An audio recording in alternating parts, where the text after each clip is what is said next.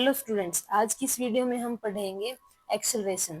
तो जो एक्सेलरेशन होगा वो हमारे पास होगा change in velocity with respect to time taken, यानी कि एक टाइम इंटरवल के अंदर वेलोसिटी में कितना चेंज हो रहा है। अब जो एक्सेलरेशन ये हमारे पास एक वेक्टर क्वांटिटी होती है, और अगर ये पॉजिटिव होती है इसका मतलब वेलोसिटी इंक्रीज होगी, और अगर ये नेगेटिव होती है इसका मतलब वेलोसिटी डिक्रीज होगी।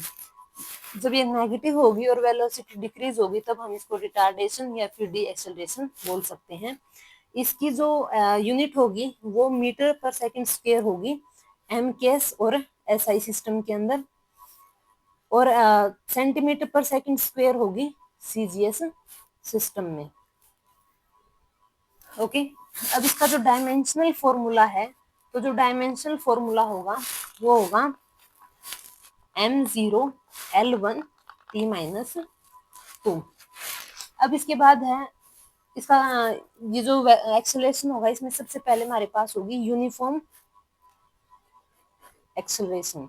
अब जैसा कि इसके नाम से ही पता है कि यूनिफॉर्म का मतलब होता है एक समान, यानी कि जब कोई ऑब्जेक्ट यूनिफॉर्म एक्सेलरेशन के साथ मूव कर रहा होगा और जो इसकी वेलोसिटी होगी वो इक्वल इंटरवल ऑफ टाइम के साथ चेंज हो रही होगी इक्वली, तब हम उसको यूनिफॉर्म एक्सेलरेशन बोलेंगे। यानी कि वेलोसिटी भी जो इक्वल वेलोसिटी होगी वो इक्वल इंटरवल ऑफ टाइम के साथ चेंज होगी। ठीक है, तो हम इसको लिख देंगे when velocity changes y equal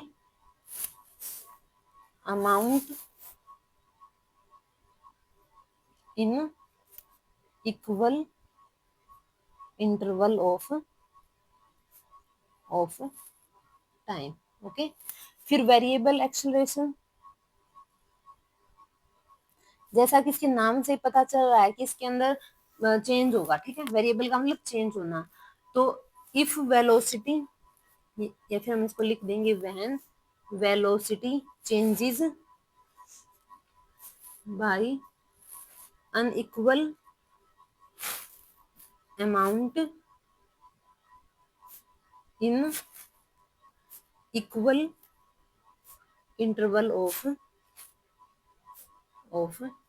time and vice versa, या फिर अनइक्वल इंटरवल ऑफ टाइम में इक्वल वेलोसिटी जब चेंज होगी तो उसको हम वेरिएबल एक्सेलरेशन बोलेंगे। थर्ड हमारे पास होगा एवरेज एक्सेलरेशन। ठीक है, जिसको हम वेक्टर ए से डिनोट कर सकते हैं। ये होगा टोटल चेंज इन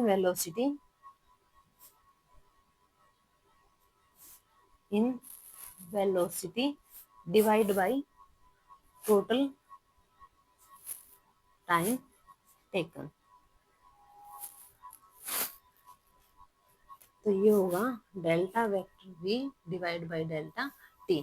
अब क्योंकि इधर चेंज हो रहा है वेलोसिटी में, तो इसका कोई स्टार्टिंग पॉइंट होगा फिर कोई फाइनल पॉइंट होगा। तो हम मान लेते हैं कि जो फाइनल पॉइंट है उसमें से हम इनिशियल पॉइंट को माइनस कर देंगे और फाइनल टाइम में से इनिशियल टाइम को माइनस कर देंगे।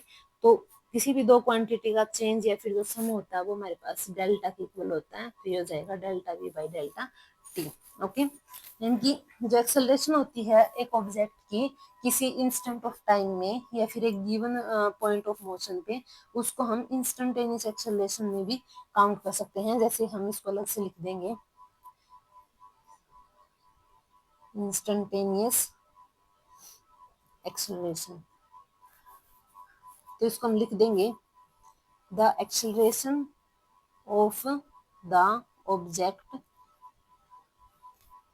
Eight A given instant of time. Okay, इसको हम डिनोट करेंगे, यहाँ पर हम लिमिट का यूज करेंगे। Vector A is equal to limit delta T tends to 0 delta vector V divide by delta T. ठीक है, यानी कि जो लिमिटिंग वैल्यू होगी एवरेज एक्सेलरेशन की एक स्मॉल टाइम में, स्मॉल टाइम इंटरवल में, वही हमारे पास इंस्टेंटेनियस एक्सेलरेशन होगी। ओके, तो स्टूडेंट्स आज की इस वीडियो में इतना ही। अगर आपको ये वीडियो पसंद आता है then please like, share, comment the video and also subscribe the channel. Okay, thank you.